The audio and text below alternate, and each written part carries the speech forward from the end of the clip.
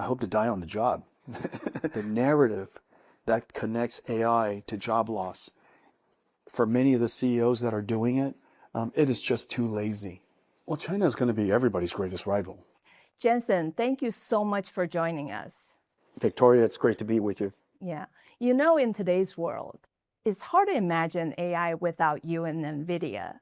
So can you share with us your vision of this AI revolution and where will we be 5 years from now? AI is a revolutionary technology, no question. Just like the invention of information technology with IBM and the personal computer with Microsoft and Intel, and of course Taiwan was central to that, the internet, mobile cloud, and now here we are with artificial intelligence. The big breakthrough of artificial intelligence is on multiple levels. On the one hand, it's a brand new technology that is able to enable a whole new class of applications that were impossible before, because you can now understand information, you can reason, you can plan to come up with an action plan, and even now with agentic AI, you can take action, use tools. And so the applications of artificial intelligence, just like humans, are quite vast and almost boundless in potential. But artificial intelligence is more important than that even. You know, unlike many new technologies, artificial intelligence opens up a whole new industry. And a good framework to think about for artificial intelligence is that AI is not just a model, AI is really a 5-layer cake. To think about it from the lowest level, it requires energy because AI is produced, generated in real time. Just like you and I right now, we need calories, we need energy so that we can engage each other and produce, generate intelligence, generate answers based on the question you just asked me. And I can generate it for the very first time in this way, based on the fact that I'm with the audience of CNA and I'm here in Taipei. And so the context is different.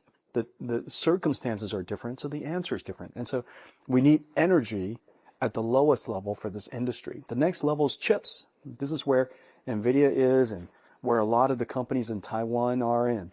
And the layer above that is infrastructure, land, power, data center, as well as the cloud service software that turns the chips into a cloud service, into a data center. The layer above that is where most people think about when they think about AI, which is models. ChatGPT was revolutionary. Claude Code is now incredibly successful. But AI is much more than just human language. AI can process information of almost any kind, from English and Chinese, all the way to videos and images, but very importantly, proteins and chemicals and three-dimensional geometry, which is really important for manufacturing, which is important here in Taiwan.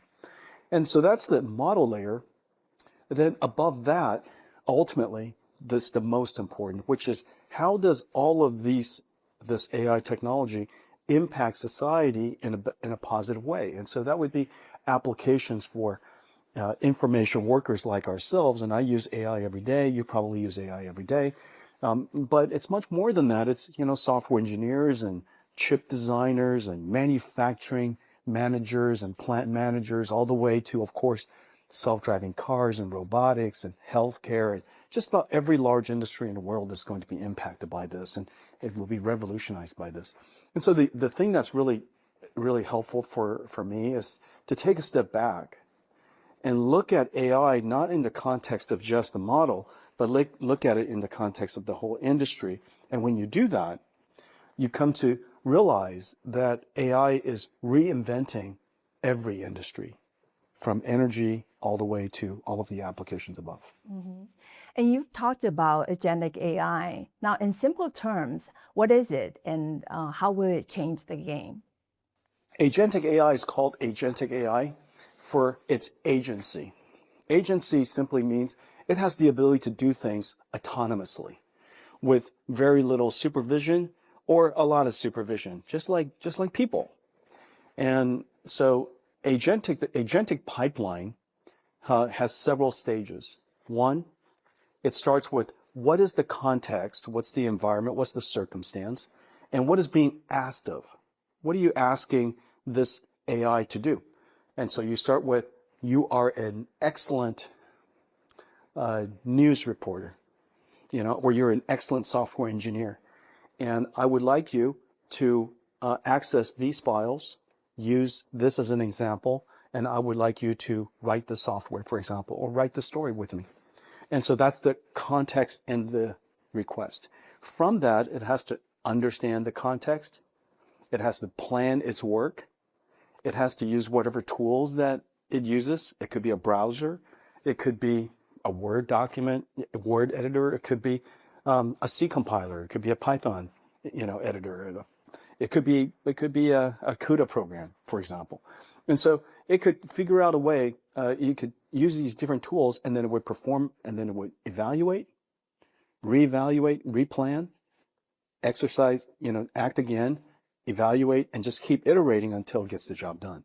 Just like we do. And so it performs the task autonomously, which is the reason why we say it's agents. Agents has two forms.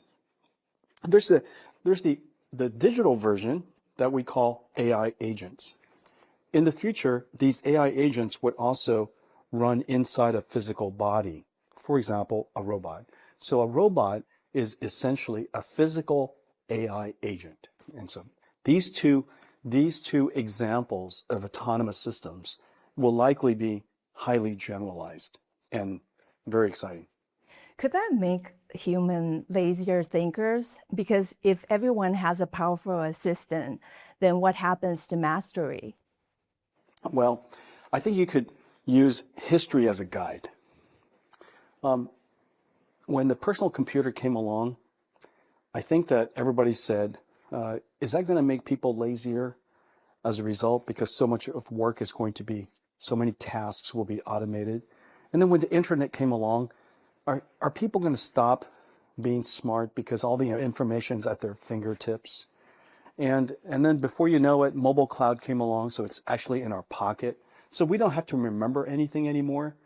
And we have so many automation capabilities. The performance of a computer increased by 1 million times during this time. Do we find ourselves busier or less busy? And I think the answer is we found ourselves busier. And the reason for that is because we became more ambitious. The type of things that we could do is greater than ever. Our students today that are graduating, they're 100 times smarter than when I graduated. What they know, what they can do, their exposure to the world, the knowledge they have, the wisdom that they somehow imbued, all of that capability was made possible because of information technology. But it hasn't made them, any less busy. I think you and I would admit that we're busier than ever. And so I think the same thing's going to happen to artificial intelligence. We're in our jobs, in our lives, we have many tasks. And it's really a basket of tasks. A job is like a basket of tasks. Many small components of things that in totality brings meaning to our work. It allows us to achieve our purpose of our work. So for example, a radiologist looks at the images, the scans of maybe ultrasounds or CT or MRIs, but that's the task that they do. And now it's completely AI automated. But their purpose is really to diagnose disease, help patients get well, help them understand their disease better. So the purpose of a job is a collection of tasks, a basket of tasks.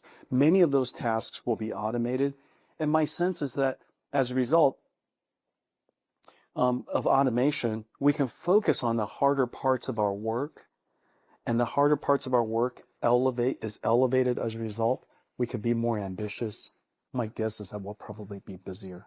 The opposite. I just said the opposite of what most people say. And I'm living proof of it. You are living proof of it. And speaking of jobs, everyone is curious.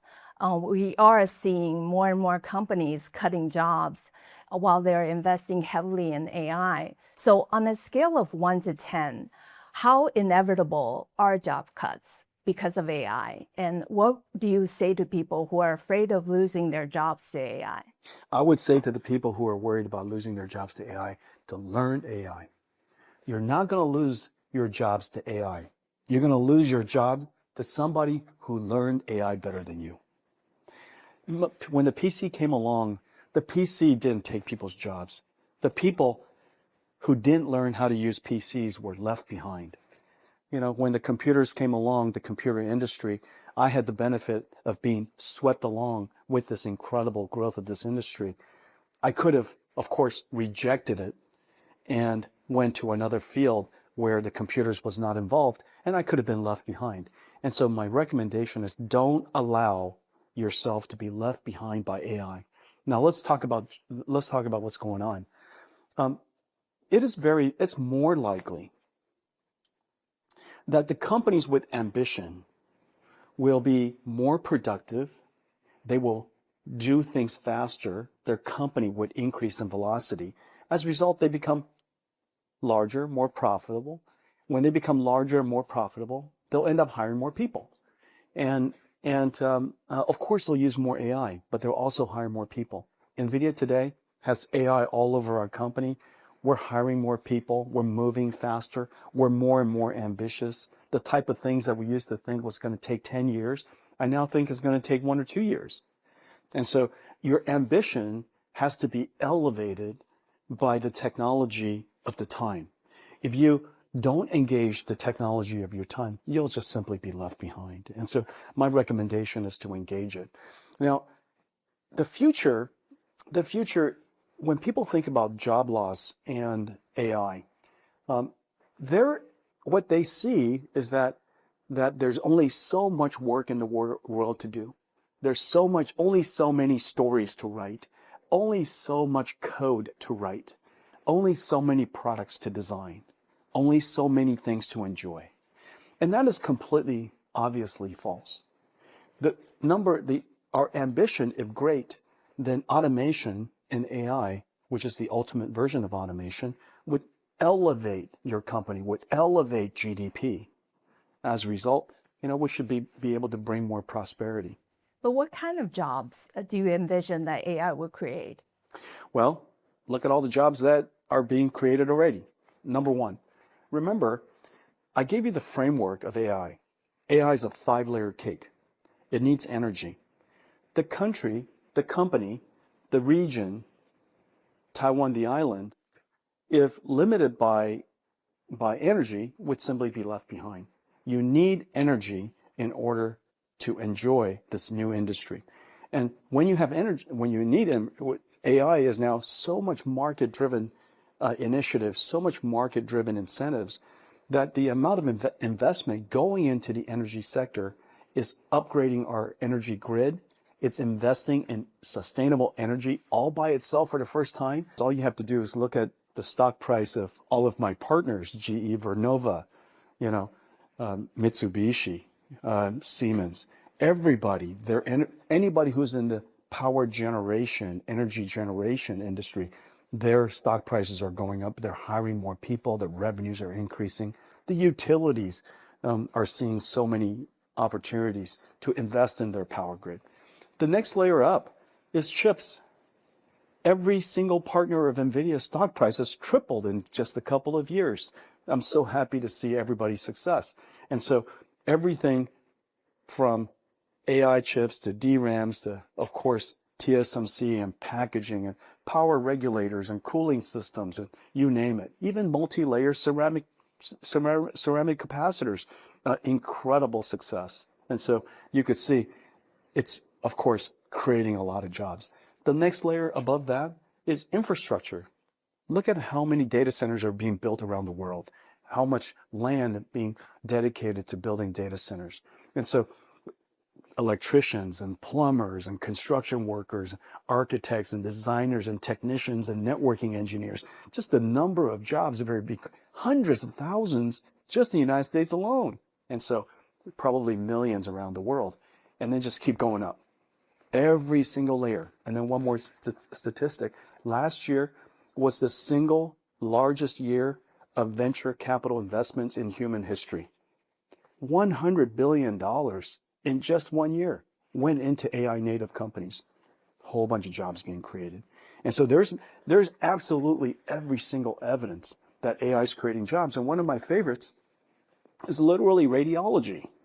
If you look at radiology and all the radiologists looking at workstations, looking for disease, looking for anomalies in the scans, in the last 5 years, in the last 10 years, it was predicted that it would be the first job to completely be wiped out.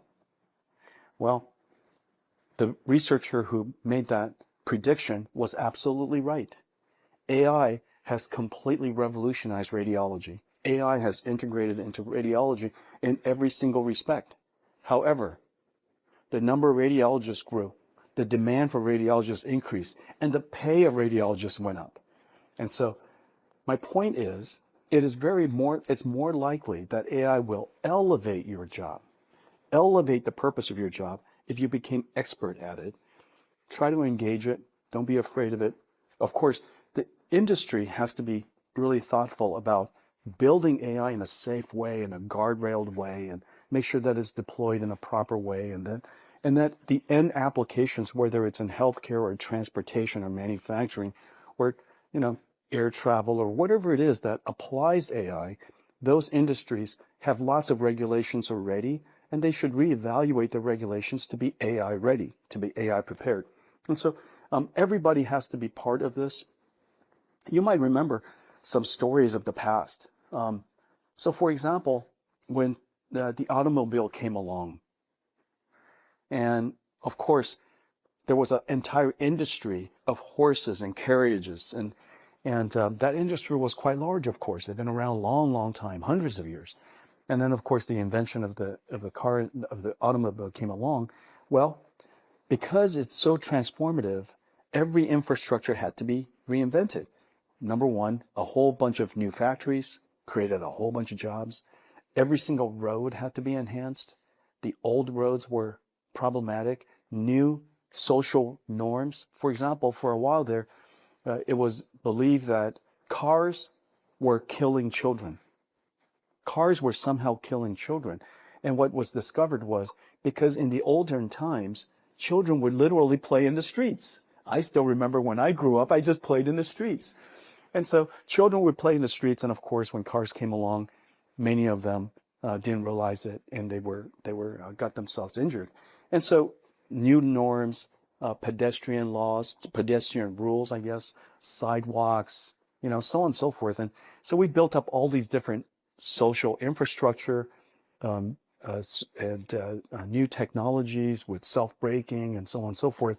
All of these technologies and, of course, social norms to know, don't run into the streets, And so all of those different conditions had to be built up to support a whole industry. Electricity was the same way, and so on and so forth. That artificial intelligence will be the same as well. And for all the parents out there, what do you suggest their kids should be studying in order to stay relevant in the age of AI? I think that it won't matter.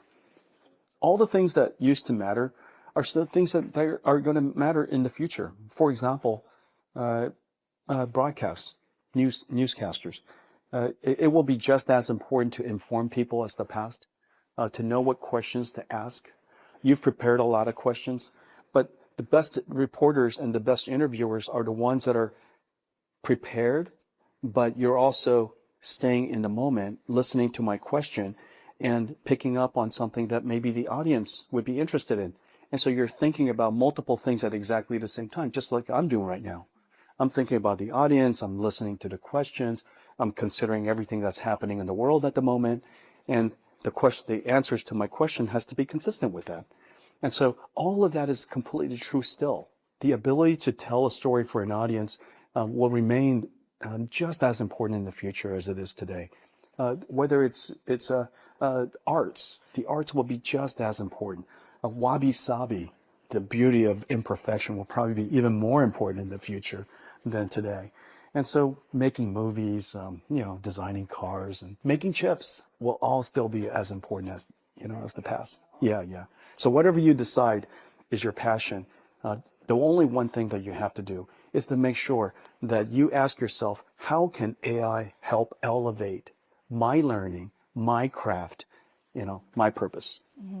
Now let's talk about China. You were in Beijing with President Trump recently. Can you take us through your trip on Air Force One and the meetings on the ground? What are some of your biggest takeaways? First of all, it was a great honor to represent the United States, and it was a great honor for me to accompany President Trump. He called me in the morning. He didn't realize I wasn't going, and he insisted that I get on the plane and go. And so I packed up in a hurry. He called me in the morning as he was leaving, and he thought I was in Washington D.C. to jump on Air Force One, but I was in the West Coast. And so he told me just meet me in Alaska. And so I flew to Alaska, jumped on Air Force One, and went to China. I was there with 16, I think, other CEOs, and it represents quite a large collection of great companies, from consumer electronics, of course, to industrials and automotive, and all the way to financials and biotech, and so it was a large collection of industry that was represented, and the conversations were one, really welcomed. President Xi, Premier Li Qiang were extremely welcoming, and they spoke about cooperation and a stable relationship, and that China would be an open market and even more wide open than before, encouraged investment, and then we were there to really represent the United States, support the president, and they had wonderful meetings. They were extremely cordial.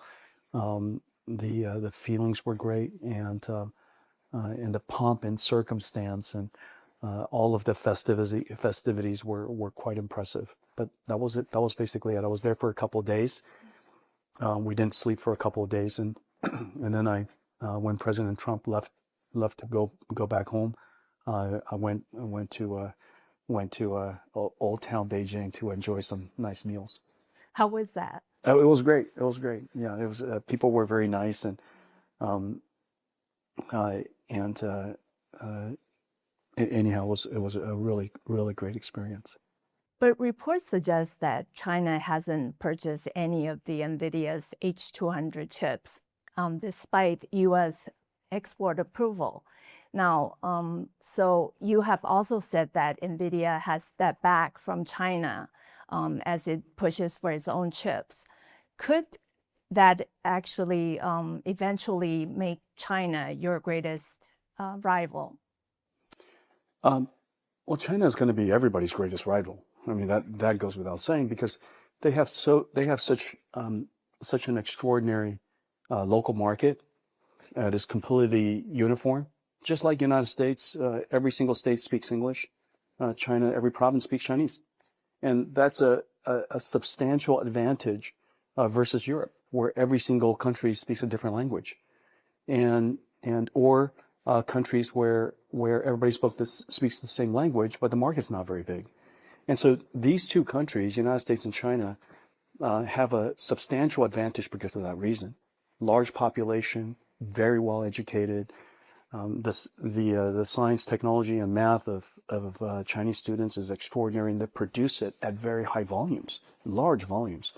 Tsinghua universities and many of the other universities are world class in science and technology today. And so one, you have to recognize the country is large. It has a uniform culture, and they have really treasured and valued science and technology. The companies are very competitive, super vibrant, incredible companies from Alibaba to Xiaomi to Tencent, Baidu, and these amazing companies, large and also so many small companies that are so vibrant. And so I think it goes without saying that China's pace of innovation and its own natural resources, including its people and its culture, will almost certainly guarantee that China will compete with every industry, and they are very competitive. And so I think that goes without saying. With respect to us, I we're not stepping back from China. I would say that the Chinese government, when we were banned from going to China through export controls, it left a vacuum that the Chinese companies were able to fill. And as a result, Huawei and many of the startup companies in China had record years. They are now growing at an incredible pace.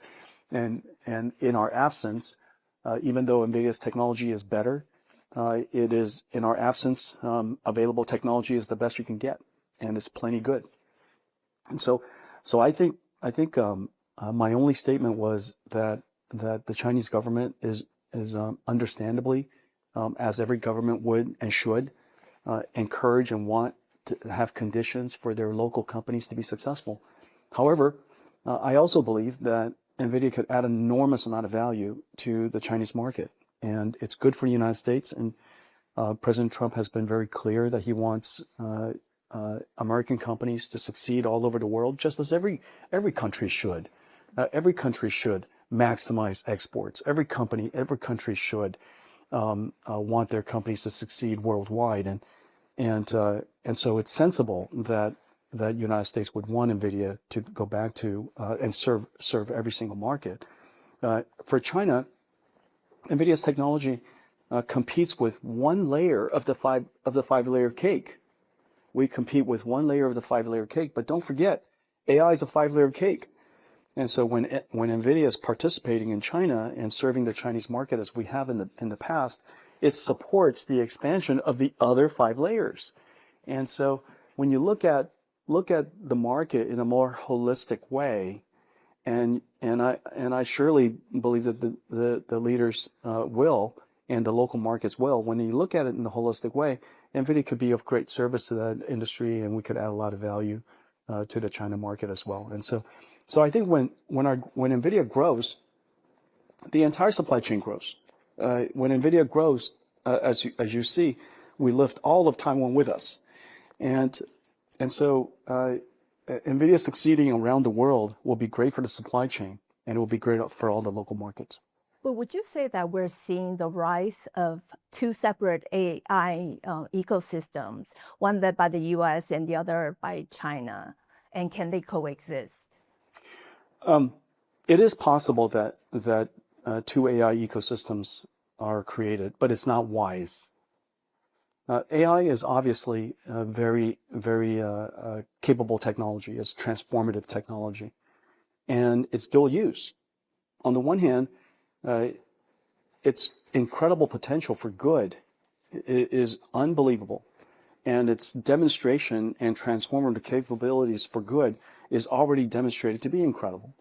And I have every confidence that it will continue to do so. On the other hand, it could also be used in all kinds of other ways. It could be used for ways that could bring harm.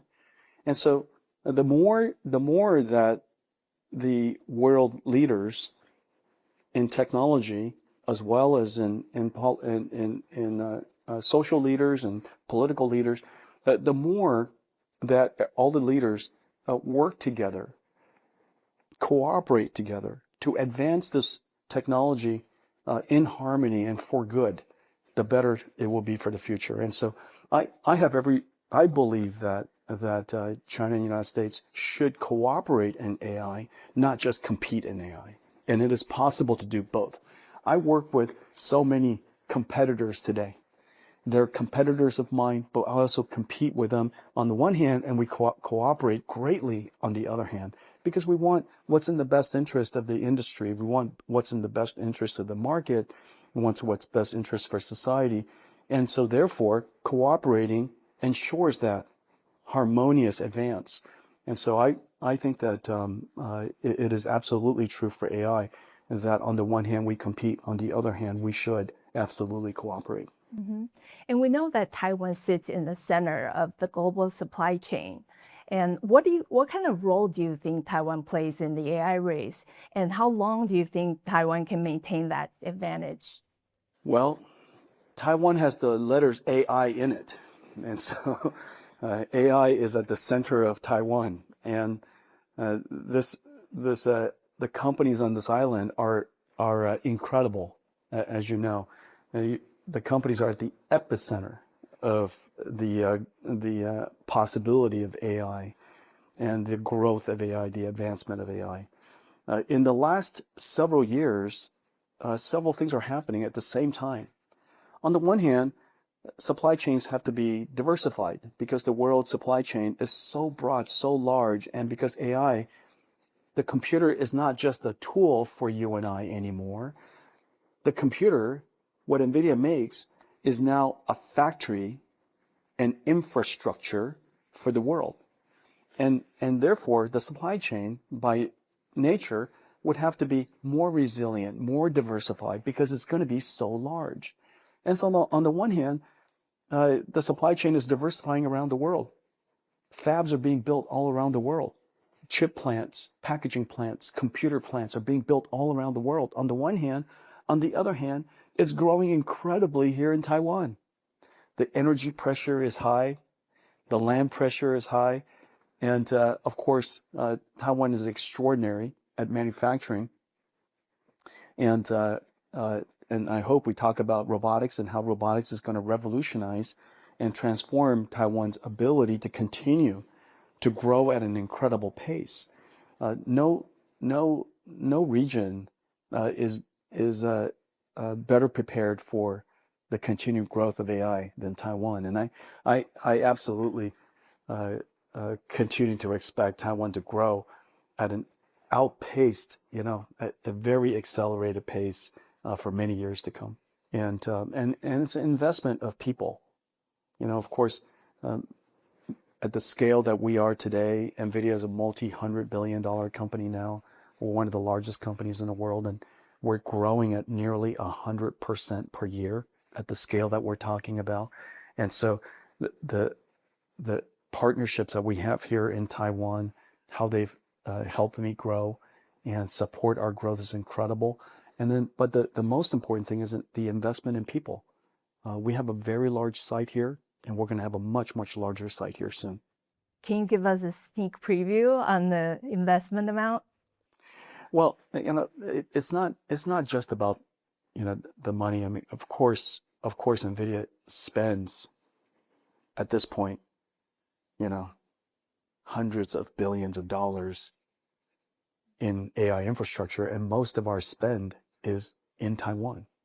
And so we've invested through the best form of investment, which is business, hundreds of billions of dollars into Taiwan. And if you look at our next several years, between Grace Blackwell and Vera Rubin, we have $1 trillion of sales. $1 trillion of sales is hundreds of billions of dollars of spending revenues that will come into Taiwan. It's just an extraordinary number and the highest ever in history for Taiwan. And so that's our best form of investment.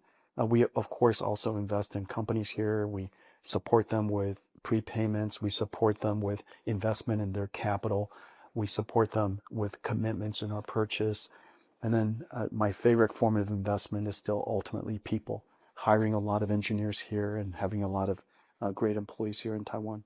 And also among all the business leaders in Taiwan, I know you're very close to Morris Chang, TSMC founder. And can you describe your friendship and also what have you learned from him?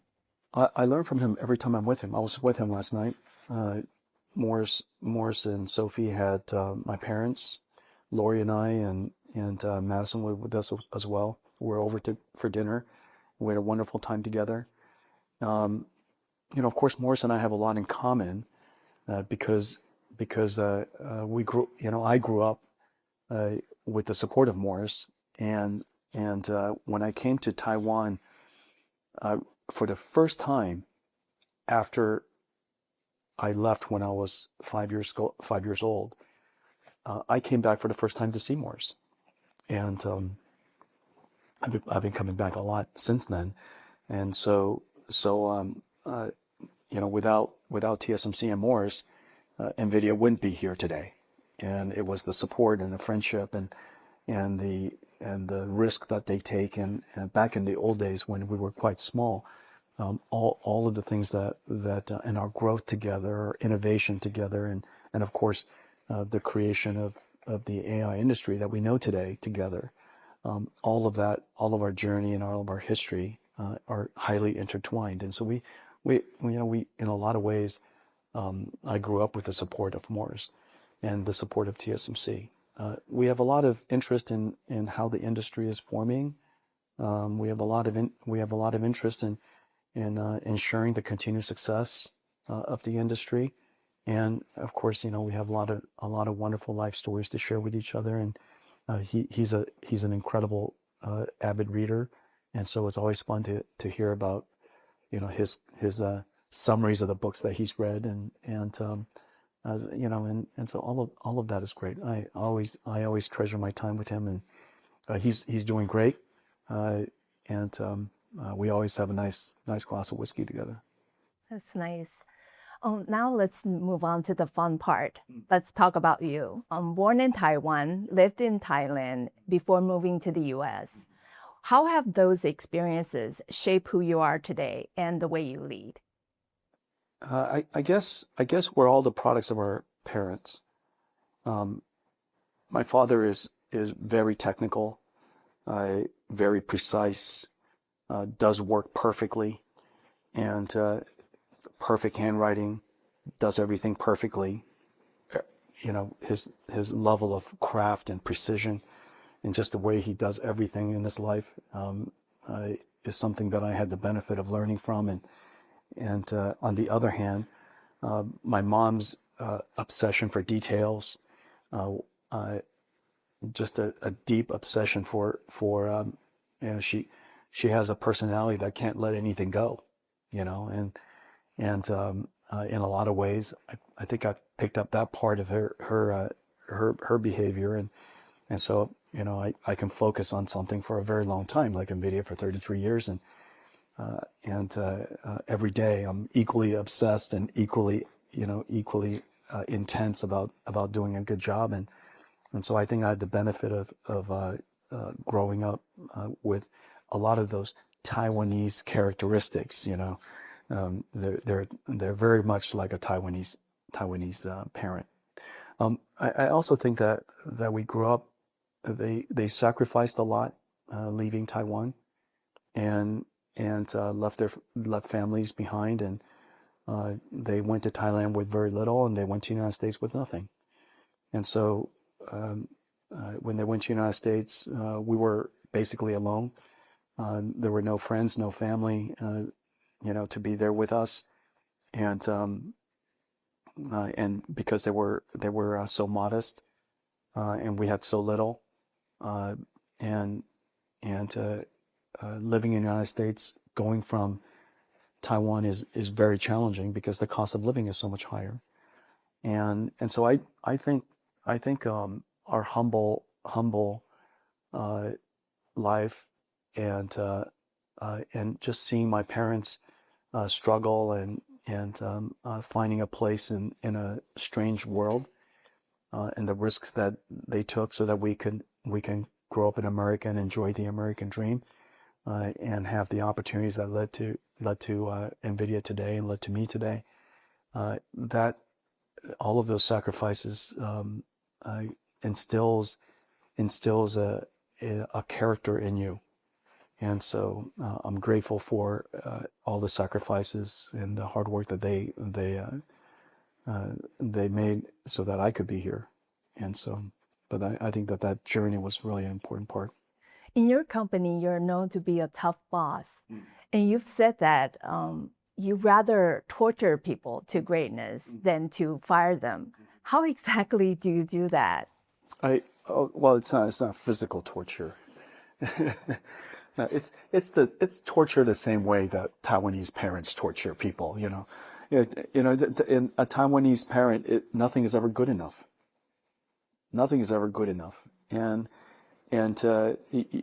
you can't go a day without some criticism, And that's the Taiwanese way. And I'm kind of the same way. You can't show me something without me giving you some criticism. And I guess in a lot of ways that's my form of torture. I will give you my feedback, always, immediately. I'll never save it away. Once I give you my feedback, just like a Taiwanese parent, once the feedback is given, you're back to loving the person again. And so I'm always critical of everybody's work so that I can help them be better. I want them to be better. I know they could be better. And that's where it's coming from. And, maybe a lot of that is my Taiwanese parents. And how do your employees respond to that? Well, Nvidia's retention is the best in the world. We have employees that have been with me now for 33 years, and so people don't quit easily from Nvidia, my job is to create an environment where all of these amazing computer scientists and engineers and supply chain experts can come to Nvidia to do their life's work. And that's my job, to create that condition so that they can realize their dreams, just as they've helped me realize my dreams. And I think that's ultimately the purpose of leadership, is to create the conditions for other people to realize their dreams, to be part of yours, of course, and to be part of something bigger, but to be able to turn their what is their job, their profession, their craft, hopefully into their life's work. And at Nvidia, you could do that. Mm-hmm. And we know that you work 7 days a week. What drives you day to day, and where exactly do you get all that energy? I'm exhausted all the time. What drives me? It's several things. It's on the one hand, is as basic as I don't want to fail, and I don't want Nvidia to fail, and I don't want Nvidia to fail because we have too many people who are counting on me. And so, it's employees, is our partners, is our ecosystem partners, is all of my friends here in Taiwan. I want everybody to succeed, and so there's a burden on leaders that want everybody to flourish and to realize their dreams and to hopefully succeed with us. And so there's a burden that comes with that, and that gets me out of bed every day. At the same time, there's a hopeful, optimistic, ambitious part of me that wants to build something that makes an impact, makes a contribution. There's a dreamer part of me that wants to create that future and hope to see it in my lifetime. And so I'm in a hurry to have it come true. And so it's simultaneously the burden of success and wanting other people to come along. The fear of failure, that somehow, because of how I was raised, because Nvidia has enjoyed and gone through a lot of very difficult time. It was not easy to build Nvidia. It was not easy to be here today, and all of the struggles can never leave my body. Once you've struggled as deeply as Nvidia has, and as I've had the benefit of, it becomes part of your character and it never leaves you. And so simultaneously, all of this is happening in my body and my brain, and so you can't help but be, always thinking about work. Mm-hmm. And some people have said that you still have another 30 years running Nvidia. What do you think about that? And what kind of leader do you think should succeed you? I would like to work as long as I can. I hope to die on the job. that would be a dream come true. And so I can't imagine a more meaningful life. I'm surrounded by my family, my kids.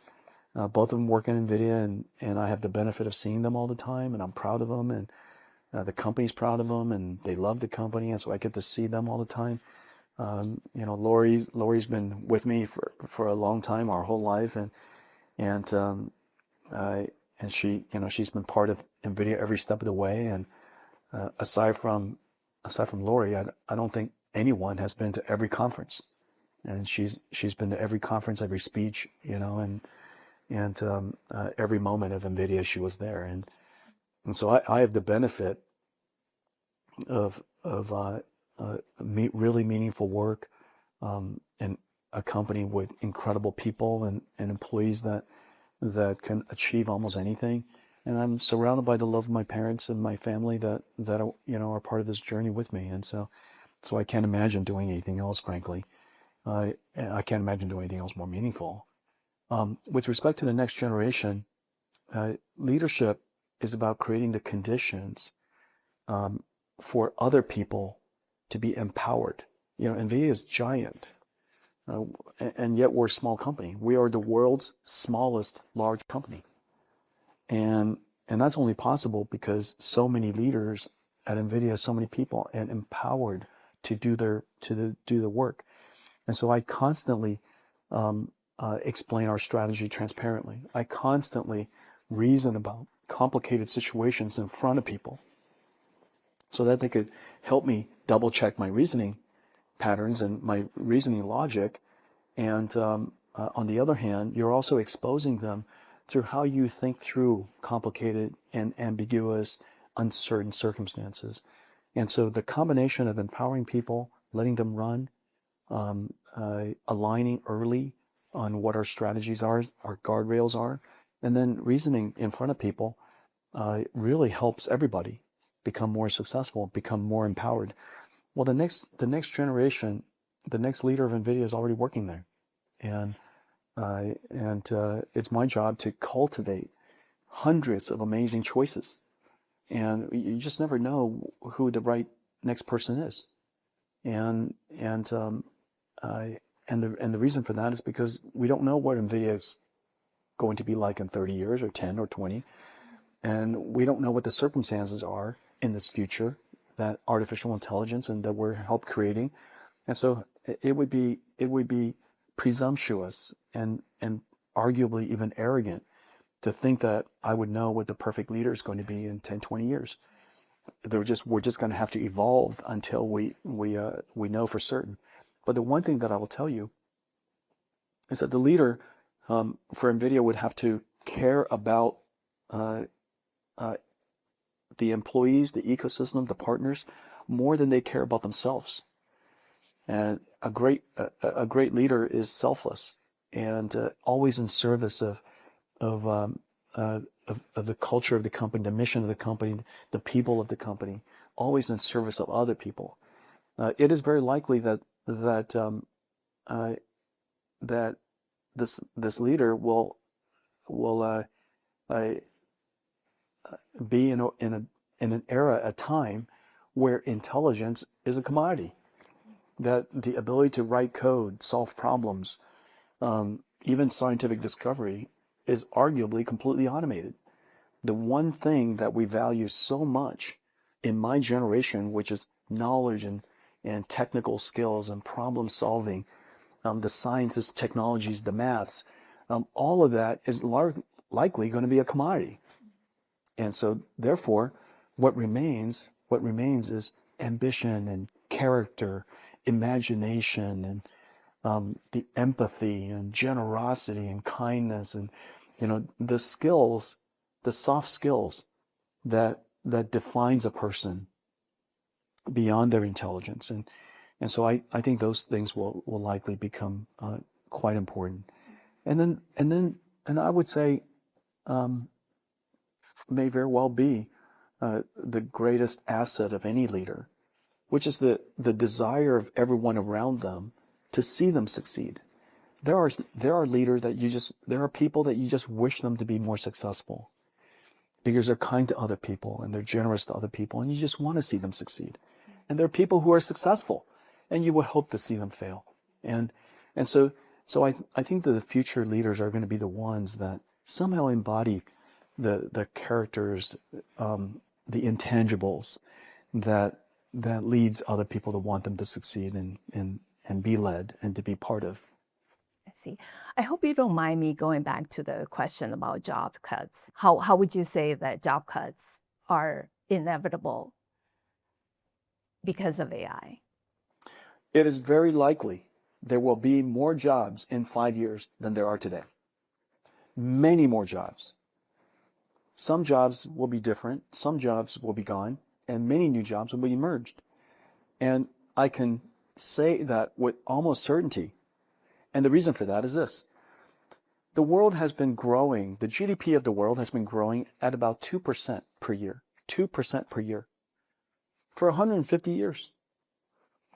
For 150 years, where there was the Industrial Revolution with electricity, information technology, transportation, steam, manufacturing equipment, all the way to personal computers and internet and cell phones and so on and so forth, and our artificial intelligence, it's been on a solid 2% per year. And it's incredible. And my sense is that, well, my belief is that all of those technologies at the time were transformative. Of course they were. How you and I live our lives today and how 150 years ago people lived their lives, the industries, the companies, my goodness, completely different. And yet, 2% per year, the number of jobs that have been created in the last 150 years, incredible. The number of jobs that will be created in the next 150 years is going to be utterly incredible. Of course, some jobs will be very different. Let's imagine that prosperity. AI has the opportunity to close the technology divide like no technology ever has. For example, you are a better user of computers today as a news reporter than at any time in history, because you can program the computer to do whatever. If you want your own website, if you want your own broadcast, you can. Just ask the AI to help you create it. You're now a programmer just like I am a programmer. And so for the first time, AI has closed the technology divide. We have the opportunity to bring everybody along in this new technology revolution. That's a very big deal.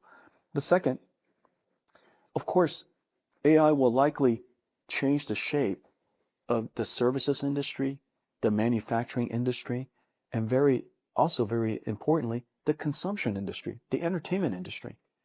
It is more likely that people are going to consume more because we're more prosperous. And because we're going to consume more, it is very likely that the leisure industry and, the creation of content will enjoy more because we'll have more time to enjoy the content that you create. And hopefully we'll have the opportunity to travel more so that people are traveling around the world learning about different cultures, and we can close the culture divides. And, and so there's an optimistic future that I imagine, and facts would support my imagination of that future. And I think the narrative that connects AI to job loss, for many of the CEOs that are doing it, it is just too lazy. It's just too lazy. AI has just arrived. How is it possible they're already losing jobs? How is it possible that AI became productive and useful only 6 months ago, and they were somehow laying people off 2 years ago because of AI? It doesn't make any sense. It was just a way for them to sound smart, and I really hate that. I think we're scaring people, and that's irresponsible. I think we should tell a balanced story, a balanced narrative about the potential of this technology, the importance of advancing it safely, security, guardrailed with necessary social, political, government, industrial policies to ensure that it advances safely. On the other hand, tell a story that's optimistic so that people want to be part of it. We want the young people of this generation to engage it. And so here's my test. Here's my simple test for all the audience. What are you advising your children to do? Are you advising them to engage AI or to reject AI and be left behind? Are you advising them to use AI to elevate their learning, to elevate their profession when they can? Or are you telling them, don't use this technology and let other people use it? And so I have no question in my mind that every single parent is saying, you have to learn about this technology, use it wisely, but use it to elevate yourself. If that is what they're advising their children, for what reason are they not advising it for other people? And so I would recommend that I see a future that's optimistic. I see a future that has more abundance of intelligence, abundance of labor, abundance of goods. It's going to therefore create opportunities for us to consume more. So if you were a connoisseur of fashion, you're going to have a lot more opportunity to consume that. Thank you so much, Jensen. I really enjoy your conversation. Thank you very much, Victoria. Thank you.